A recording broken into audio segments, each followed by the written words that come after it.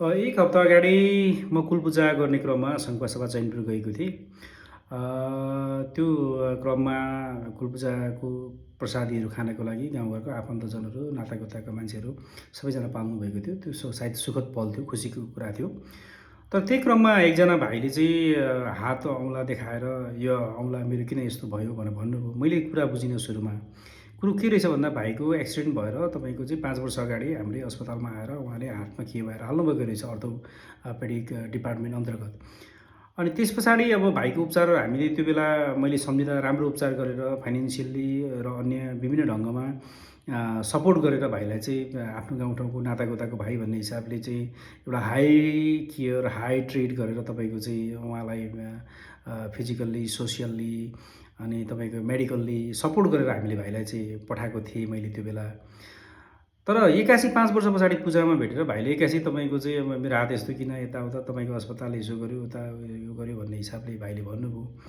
अनि भाइ मैले एकछिन त कुरा बुझिनँ। त्यसपछि भाइ अलिकति अब होइन भाइ यो त त्यो बेलै तिमीले कुरा राख्नु पर्थ्यो। 5 वर्ष अगाडिको 1-2 महिना 2-4 महिना पछाडि या त 6 महिना पछाडि 1 वर्ष पछाडि 2 वर्ष पछाडि तिमीले यो समस्या छ भनेपछि त मलाई भन्नु पर्थ्यो। तिम्रो आफ्नै गाउँको मान्छे, मेरो फोन नम्बर हुन्थ्यो, हरेक कुराहरू हुन्थ्यो, मलाई डाइरेक्ट सम्पर्क गर्न सक्थ्यो भन्ने हिसाबले मैले कुरा गर्दाखेरि दाइ मेरो पैसा मात्रै खर्च भयो, तपाईँहरूले चाहिँ पैसा मात्रै यो गर्नुभयो भन्ने पर्सपेक्टिभबाट भाइ चाहिँ अलिकति आवेशमा आउने टाइपको कुरा गर्नुभयो। मैले त्यति राम्रो कुरा बुझिनँ भाइको। तर मैले त्यो बेला भाइको उपचारको क्रममा तपाईँको चाहिँ जुन ढङ्गले एउटा व्यवहारहरू गरेको थिएँ भाइलाई, त्यो गर्नै पर्थ्यो मैले। एज अ तपाईँको चाहिँ हस्पिटल एडमिनिस्ट्रेटर भन्दा पनि मैले आफ्नो गाउँठाउँको आफ्नो प्यारो भाइहरू भन्ने हिसाबले उहाँलाई निकै सपोर्ट गरेको थिएँ। र यो खालको सपोर्ट मैले सङ्खुवासभाबाट आउने, विशेष गरी चैनपुरबाट आउने, कोक्साबाट आउने, पहाडतिरबाट सबैतिरबाट आउने आफन्तजन, नातागोता, इष्टमित्र, बिरामीजनहरू सबै बिरामीवर्ग, बिरामीका आफन्तहरूलाई यो खालको तपाईँको चाहिँ बिहेभहरू चाहिँ मैले गरिरहेको हुन्छु।